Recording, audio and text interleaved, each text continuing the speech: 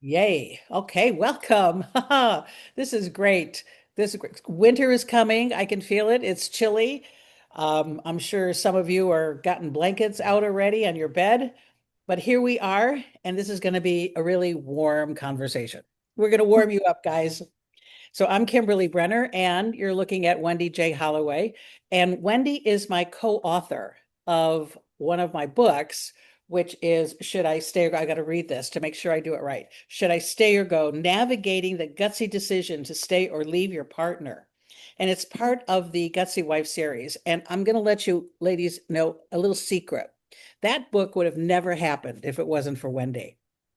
It Well, really wouldn't have, because Wendy says this book needs to be written. I had interviewed all these women and got their stories, and I really appreciate all those women who were vulnerable, including me and including Wendy, because we're in the book. Mhm. Wendy interviewed me, and I interviewed Wendy, um, to make a difference for anybody that's out there that is trying to figure out what do I do with my marriage. And their stories were very heartwarming. And in the book, we even talk about please don't judge these women. Everybody has to make their own decision based on what they're willing to tolerate and what they're not willing to tolerate. Mhm. But know this is that for the average, it was taking 6 years to make a decision. And Wendy and I agreed that that's way too long, which is why the book came out so that women can make a decision and own their decision. I call it She Who Decides, Mhm. that the woman gets to decide and not get sucked into a partner who isn't good for them, who's saying, you can't leave me. I don't want you to leave me. I'll be better. And then they aren't. Yeah. Anyway, that's enough plug on the book. And I want to dive in and have a conversation with Miss Wendy because we always have great conversations. So I have no idea where this is going to lead. But Wendy, what do you want women to know? You've been Oh, through a lot of relationships, but what do you want them to know? I have. I think when I was reflecting on what I really want to say today, it's so similar to what you just said, she who decides. Yeah. In my first marriage, I was married for 20 years. I, on purpose, programmed myself to, um, to be submissive, to on purpose because of religious beliefs, on Okay. purpose felt like it was my duty and my responsibility, and this is how marriage works, is to turn myself down so that I can help keep this marriage afloat. And that's how marriage works. I mean, I don't know if I was cognizant that's what I was doing, but in retrospect, looking back, that's absolutely what I was doing. I am the helpmate and I'm a lesser being in this union. And so I'm really here to help this man become all that he's meant to be. So, I have a question about that. yeah, I'm a firm believer that regardless of what the pattern is, it could work for some people. Okay. sure, And it really is important that there are women out there that are those handmaidens and support, and it works for them. sure, The key is she who decides. Like you, right. if she decides that that's what she loves to do and it fits her personality, great. But it didn't for you, Well, it didn't. And so I kept trying to make it work because I thought that that was the right thing to do. That's what I was supposed to do. right? That's the key So, right there. yeah. And so I kept feeling like I was wrong, and marriage and the way this model had been presented to me, or at least the way I interpreted it, let's put it that way, Yeah. was right. And Yeah. so I needed to fit myself into that. Now in my life, I see it so differently because where I was trying to make myself small enough to fit into this marriage before, now I try to be, that's not the right words. Now I embrace myself as much as I am aware of. Like it's this ongoing process. And so Right. who I was yesterday is not the same as I am today. I'm constantly growing and changing. But I mean, I couldn't squish myself back into that construct of a relationship if I tried. There would be no room for who I am now in that type of relationship. This is so juicy. This is so juicy because, you're really speaking to what happened in the 60s and 70s. Right. Absolutely. This inner knowing that something was missing and what was missing was me. Yeah. And Yeah. we're trying to fit into what was expected or, like this is what you've got to do. Yeah. Yeah. You got shit on. I did get shit on, and I was the best shitter oner of myself. Like I was shitting on myself constantly, and I still catch myself shitting. Like our programming it runs so deep Yeah. that I really think it's our responsibility to keep being aware of that programming and to keep going like, is this working for me really? Or am I trying to work for this construct or this idol? Like because of all my Christian and religious upbringing, I have this idea that idols are something that we're putting before Yeah. what is real. And so even like I was fighting always in my previous life, everything was about keeping that marriage going because that was the right thing to do. I got married, I said I'd be married, and now it's my responsibility to stay married. And this marriage was its own entity, its own being. Um, and like it's interesting, and I don't know, like you're right. Whatever works for everyone is perfect for them. Yeah. But I no longer have that kind of relationship with marriage. Like I am remarried. It's been, Congratulations. Yes. and I'm so happy. Yeah. And my happiness, as much as I love my husband and it's wonderful and it's a supportive and healthy relationship, the weight that that relationship has in my overall life has been dialed way back from what it was in my previous life, where my marriage was the biggest, most important thing. And I was going to give this gift of staying married to my children and to the world because I was doing the right thing. And, and now I'm like, as much as I love my husband and he's great for me and we get along wonderfully, if it wasn't going to be working for him or for myself, I will be fine. I will be fine Did without you this did too. you rename it? Like instead of calling it marriage, did you somehow rename it? In my mind, I'm in a partnership now. The change of a word Yeah, changes the feeling of it, doesn't it? it does. Yeah. I wasn't in a partnership before. Right. I I was doing You were in his like now, marriage. yeah, he was doing. I was trying to keep this marriage going, but we were not in partnership. Yeah. The way that I saw it, I was very much a victim, Hmm. and I was constantly waiting for him to step into his role as priest of our home, like in the language I used to use. And I don't think that that's necessarily like wrong or bad. It's Right. just that I no longer wait. Like Right. if there's something I want of my partner now, I might ask him, but I have homework to do before I go and ask for something. For Hmm. in my mind now, if I go and ask for something, I have to be ready for a no or a yes. That's making a request, not Yeah. making a demand.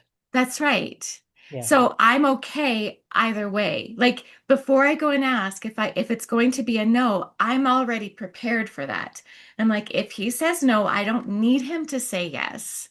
Yeah. I can go to this friend or I can get this resource or I can figure it out on YouTube or whatever it is that I'm needing. I don't need him. Yeah. I choose him.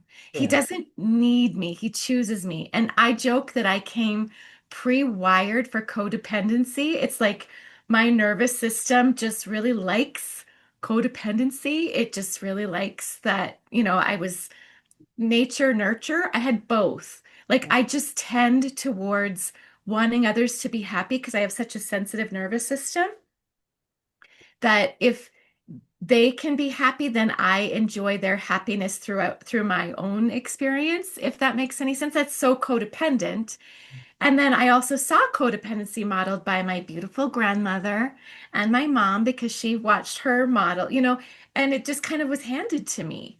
So make him happy, and then your life will be happy, unless you get matched up or you like not partnered with someone who doesn't want to be happy.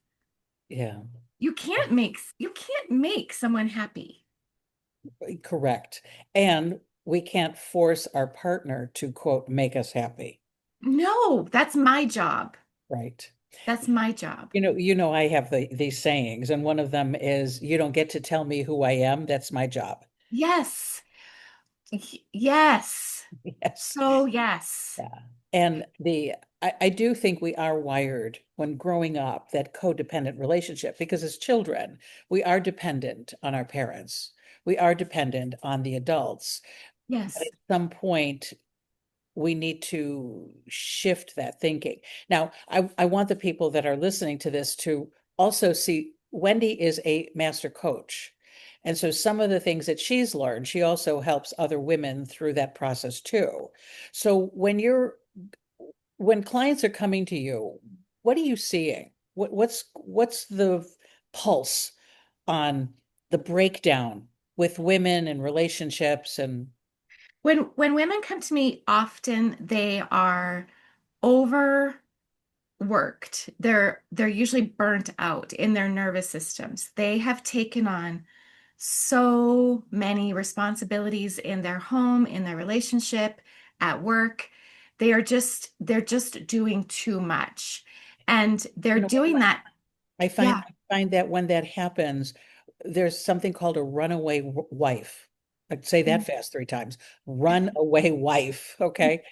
And that's where they like, I have to leave my marriage to find myself, Right. as if I can't breathe where I'm at. Right. But thinking that it is the marriage that's doing that, or their husbands, or their kids, or responsibilities.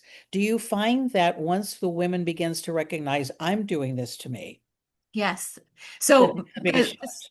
exactly. It's exactly that. And it's kind of my strategy in working with women then to help them wake up to, I don't like my life because I live a life every day that I don't enjoy. So if I want to love my life, I'm responsible to change the factors in that. And it's really not as hard as we make it out to be. Like there's tools, there's strategies. I have one that's called the web of reality that I love to do because it just breaks it down and you've got a blueprint for your life and how a spider changes their reality every day. I call it web of reality. A spider spins a new web every day. Yeah, We're capable of doing the same thing, and I just break it down into how that web is constructed and how we construct our life every day. So it's not that hard to change. So, yes. And then when you said about it's my job to know who I am, you can't tell me who I am. That's my job.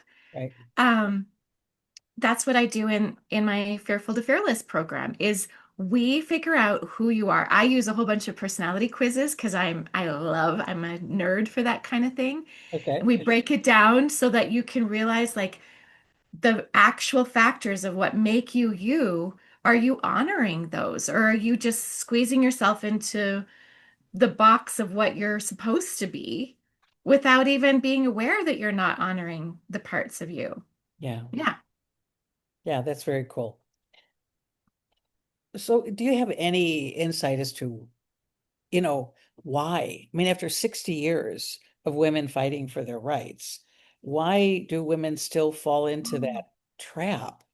This is so juicy to me because I was just tuning into something before we signed on, Okay. and it was talking about how, in order to get out of something, we don't fight against it or push against it or pull against it like a Chinese finger. Oh, right. Yeah, yeah, yeah. Those are funny. Yeah, they are fun. The thing is in order to break out of something, I think we just have to let go of the struggle altogether. Stop resisting, Mhm. pulling. And if you stop pulling, your finger easily comes out of that. It's such an oxymoron, but you just have to let go of the struggle. So, what are we fighting against? Like, why are we putting our energy into fighting against something? That's what I was doing through that whole 20-year marriage was resisting against. And really, I didn't leave the marriage. What I really did is I stepped into myself and the marriage dissolved. Most people aren't going to understand that. No, So what would that look like? You stepped into yourself. well, for me, I mean, I am such a odd duck. It is sometimes hard for people to understand what I say.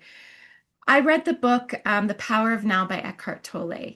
Mhm. And for me, what happened is instead of living out of what's right and wrong and good and bad and all the shoulds, I stepped into the beautiful, perfect present moment for the first time in my life.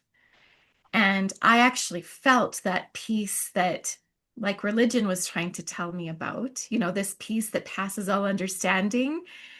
I stepped into that. I started just being happy because I didn't need anything outside of who I am and this perfect present moment, Regardless of the circumstances. regardless of the circumstances. Right. That's the key. That's We right. we so often think that how we feel is because of our circumstances. Yeah. What you're saying is you chose happiness. I did choose happiness. I started reading that book. I went on family vacation with my husband and children, ex-husband and children. We went to this beautiful resort. I read this book almost the whole time and I was crying. I had big glasses on as I was just crying because all of a sudden I was aware that I didn't have to have so much emotional pain. I didn't have to live like that. So I left that vacation an entirely different person than I started on that vacation. And that's really where it changed because I was happy. I was in the present moment. I didn't need anything. And when you don't need, you exit all of the drama struggles because I don't need it to be different than it is. If this is what you say you want then I accept that. That's okay. Everything is okay. Yeah. Uh, The way that I translate that is let go of all expectations from your husband. Don't expect him to be the kind of guy you want, the picture in your head. Don't expect him to be kind. In fact, expect him to be who he is, Right. a jerk or unresponsive, whatever it may be. And we set ourselves free when we let go of those expectations. Yeah. Yeah, Yeah. I didn't need him to be any different than he was. I accepted what he was presenting. And that's no longer that resistance like you talked about. That's right. The resistance is, I want him to be a certain way, but he's not. Right. Yeah. Yeah. Yeah. Yeah. Yeah. Very cool. Very cool. Yeah. So what happened in that relationship is when I stopped needing, I like his behavior became more and more and more aggressive Wow. to get me to be the way that I used to be before I read the book, before I was just happy on my own and Right. exited that struggle, that fight. So in answer to your other question, like why are we still fighting? Well, I don't think we need to. I think we can just step right out of it. That as he was presenting himself aggressively, I'd say, okay, I believe you are this aggressive person. Therefore, I don't feel safe. Right. I don't need you to change. You get to be exactly who you are, and I get to be who I am. And I don't feel safe with that type of, if that's who you're saying you are, I don't feel safe there. So I will So what step happened? back. So what happened when you did that? What happened to that relationship? That relationship completely blew up. 20 years. It blew up how? What did that look like? That looked like, oh, Sorry to make you go back there. no, it's good. It's good. It looked like somewhat like so my ex-husband looking for control, Yes. looking for things to stay the way that they'd been. Yes. And now I understand after all the work I've done, like Enneagram is one of the things that has helped me the most to understand how he was showing up. So he's an like not to his number needs to have control in the Enneagram in order to feel safe.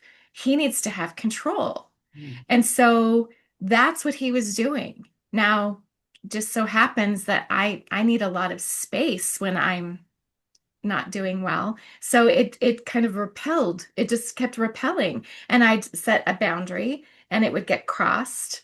And so what that might look like is, I'm not going to accept you screaming in my face anymore. If you do that, I will leave. And so then that gets crossed. So then I step back and now you're no longer welcome in my physical space because this has happened. I've backed out of that. So now I will not accept phone calls if you're going to be yelling or berating me. So that would get crossed, and I would just step back out of that. And then I will not accept emails that are, texts. And eventually it was just, there was no point of contact left. At any point when you were doing that, were you scared? Yes. Because Um, you're dealing with, it's great to put those boundaries on. And I'm sure, women in that situation are like, oh my goodness, if I speak up for myself, if I say no, he's going to get more aggressive. And it sounds like that's what your ex-husband did. And a lot of women, they're wired in their nervous system that if their husbands look at them the wrong way or raise their voice the wrong way, they become scared little rabbits. How that did you, was yeah, how did you avoid being that scared little rabbit when he started getting aggressive towards you? that's a really great question. And I think it was so many things, but just realizing that I didn't have to live like that. Like this wasn't, I don't know. I don't know. I remember looking down at my bare foot on the brake when I was getting into my car at 11:30 at night after I'd already been sleeping in my bed and one of these things had erupted. And I just remember looking at my foot and saying to myself, when did this become my life? Like this was now normal, having to get away to feel safe, Right. to be safe and being blocked in my home or in rooms or in the driveway, like those are um if you look at it, those are forms of violence of, but they're not like I wasn't being abused. I wasn't being hurt physically, but being trapped into a room is actually, it's, if you look at the scale of progression, it was starting to climb that way. So I guess an awareness that this isn't okay. I don't want to be trapped. Um, and then, yeah, just putting down a boundary. So yes, it was scary. I remember one night deciding I didn't feel safe in the new place I started living in. I was afraid that he might just show up. And it might not have even been warranted. I don't know where that fear came from. Like it wasn't something that happened. It's almost like my nervous system was catching up to some of the stuff that had happened. And I decided to go get a hotel room Hmm. because I couldn't sleep in that space. So like late at night, I just packed up my overnight bag and went and got a hotel room so I could sleep that night. To me, that's like taking radical personal responsibility for what I need. Yes. And if I needed support, I mean, I remember asking friends. I went to the women's shelter and took a program on domestic violence and learning my role in that. Like, what have I done to contribute to the progression of this? What can I do to get my power back? So, I mean, there were lots of things that I did to help myself. Breathing, like when I'm afraid, just like breathing, texting someone that I trusted that wouldn't just feed the fear or go, "Oh, he shouldn't be doing that," and escalate the drama, but Right. would know how to just help me stay in control of my monkey brain or my reptilian brain or whatever, like that part of my brain that just wants to stay alive and learn to soothe that and take responsibility for that part. Like that's my fault. I don't know if this lines up with the words you use, but my fault for deciding to let my nervous system be so dysregulated for so long. And so then it's my responsibility to learn how to make my nervous system feel safe. Yes, I was afraid, and learning to take care of myself in that fear was how I got through it. Like it was facing it, not running away from it. Yeah. The the dilemma that I see women go through is, oh, you're blaming me. And I hear that, when the whole conversation of taking responsibility or looking at what was my part in Yeah. all of this, or like in the new age, they talk about you caused that to happen or whatever Mhm. and women get very defensive. You're blaming me on this. And it's like, it's not a blame thing. It's about a responsible thing because who we're being causes the other person to react to us in a particular way. Okay. Right. And so just taking that kind of a step back and looking at the dynamic. What am I doing? What are they doing? How am I doing this? Can I do it differently? Because I don't like it. I don't like what I'm doing. Yeah. So, Exactly. Wendy, you've gone through a lot, which probably allowed you to be able to be so sensitive to the other women that you coach and even men that you coach, where Yeah. you get it, you understand. And so many of us that are helping people through whatever they're going through, we had to go through it. Yeah. So, and so kind of like my two phrases are, I wanted to do that and I wanted that to happen because everything is fodder for what's next. Um, your distance from your experiences, I can hear all the healing you've done. That's for sure, to be able Yeah. to talk about it. And a good a good measure of it is the fact that you attracted this amazing man. I've met him. He's wonderful. And he's just perfect. But you created that too. Right. And we still both show up and create that every day.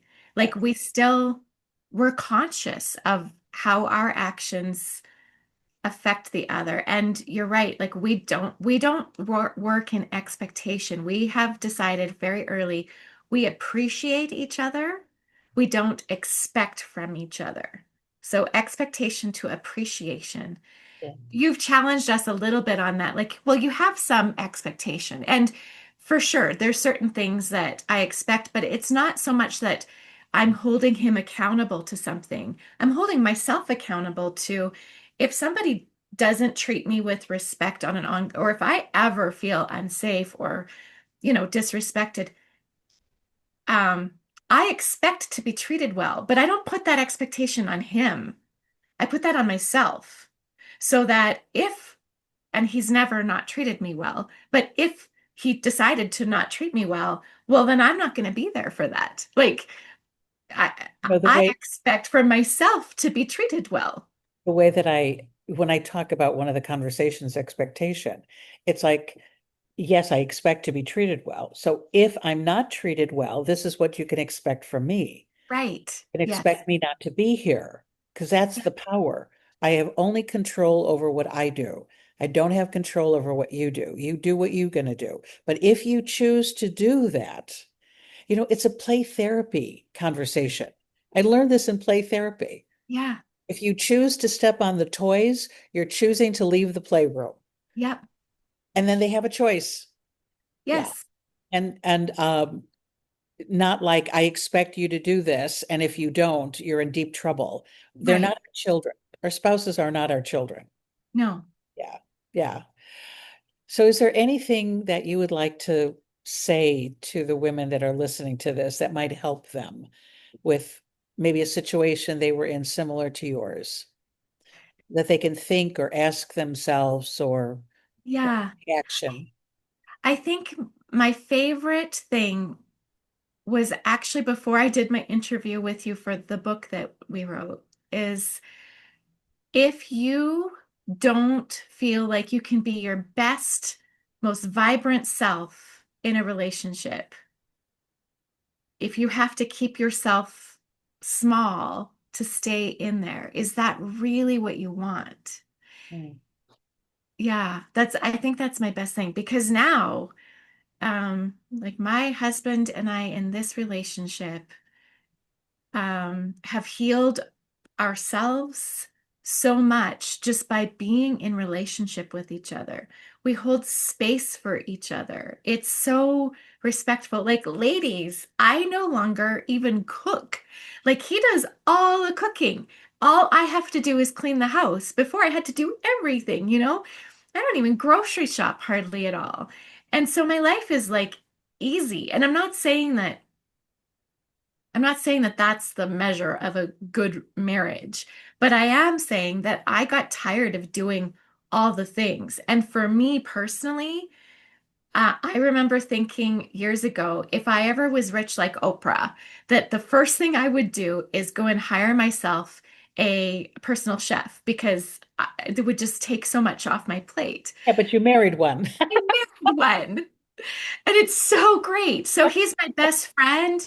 And also, if there's days when he doesn't feel like cooking, I'm not like, you said you'd cook and that's the agreement. Like, there's none of that. I can cook for myself still. It's not great anymore, but I could still manage to get myself fed, you know? You know what I'm hearing is like everything we do for each other is Yeah. a gift to be appreciated, a thank you, rather than taking it for granted. Well, Yeah, and it's more just like so for housekeeping, there's times where I do a really good job and my house is so clean. And then there's times where the house is it's okay. Like it's not, but it's not sparkling.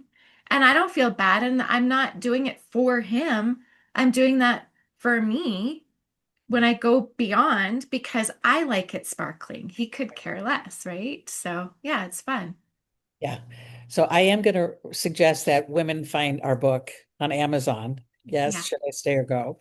It is juicy. It is 13 women, 13 interviews talking about how they made the decision and my comments about the decision that they made.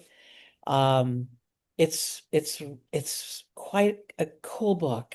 It's so good. And one of my favorite parts in that, actually, I just want to mention too, is that journey from what you would have called the maiden phase Oh yeah, all the way up to the goddess yeah, is important. That's the journey I went on. If we're going to use the same language, when I was going into the same space from being afraid right. to being where I am now, Yeah, I used and writing that book with you on that topic specifically helped me to understand myself and the phases I'm going through.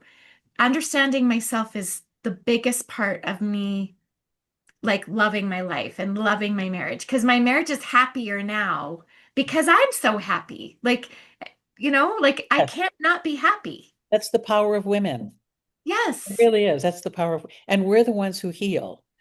Yeah. But I want to thank you for that because 2026, I am launching the over 50 Uh-huh. Maiden to Goddess program. Yeah, I didn't even know that. And that is I so crazy. know, I know. It's like, thank you, Wendy. Yes, so that I can. So I'm going to be talking about it and on social media and promoting it and giving little hints about what it is and then two programs. One would be a VIP program with lots of one-to-one coaching, and the other one where it's more of a group kind of process, but taking women through those four phases and recognizing that not one phase is wrong or right, but you need to put it into the right place. You know, That's when right. you are the maiden, and the next one is you're the explorer, you're finding out who you are and your boundaries, your limits, and then the provider. And I know for some people that's a strange word, but the provider is the one who I know who I am and I gift people from that place. Okay. So when you say I'm happy and I bring the happiness to my life, my partner, that's being the provider. Mhm. And when we become that, we're granted the title of goddess, Mhm. where people admire that. And I learned that concept in Landmark many years ago. in a training. They talked about granting leadership, which is an interesting concept. You can't just say, hey, I'm a leader, follow me, Mhm. right? What happens is that the other people around you see you as a leader That's and right. they say, I grant you leadership, will follow you. Yes. It's the same thing granting goddessship, so to speak. Yes. You can't just say, I'm a queen, I'm a goddess. Other people see that in you and go, I admire you. I want to emulate you. What did you do? How did you make that happen? Oh, that's so good. I think Right. in answer to that previous question too about why are we still fighting 60 years later after, Yes. Yeah. because we haven't, as women, fully stepped into our provider role. We're still not clear on that. So we haven't been granted that leadership Right. Right. And that that's we can that's why demand. she, yeah, that's why she who decides. Right. And what happens is women make decisions for their children, for their husbands, for their marriage, and for whatever reason feel so uncomfortable to make a decision for themselves. And yet, everything works so much better when women can make decisions for themselves Absolutely. because then they show up. The interesting thing is a male-female relationship. I use the image of a chalice where the woman is the cup and the Mhm. man is the stem. Mhm. And the stem without the cup is nothing. It's useless. It has no purpose, right? Mhm. But put it underneath a chalice and a cup without the stem can't hold as much. Right. So they work together. Mhm. And the woman is what holds everything. She's, I don't want to say better useless. It's not my point. But what happens is a guy can only give up being a boy when there's a woman he can't live without. Right. And he becomes the holder of the chalice. He Right. becomes the holder of the cup and he holds her so that she can do her job. But they each have their own job to do. Yeah. Yeah. And And it's out of mutual respect, yes, mutual appreciation. yes, Yeah. yes. So it isn't like, oh, I can't be anything without the stem or I can't be anything without the cup. No, we have that together and we've forgotten to do that. I call it, we don't know how to be married. Yeah. And so it's a journey and I try to make it as fun as can be. I know you do too, that it doesn't have to be so serious. You are so fun. So this has been great. Any last minute thoughts that you want to share? I just want to tell everyone to take your program. I want to know more about it too. It's so Okay. exciting. Yeah. Absolutely. Absolutely. You can come and co-create it. Yeah, with me. That'd be fun. Um, That'd be a okay. lot of fun. Okay. And I will be making sure that we put all the information on how to get a hold of Wendy and interact with Wendy. Wendy's in Canada, right? Yes, that's Canada, right. but you see clients all over, right? It doesn't I matter. do. Yeah, Yeah. it doesn't matter. And I want to thank you for staying through the whole time. This is a longer conversation than I usually have, but it was so juicy.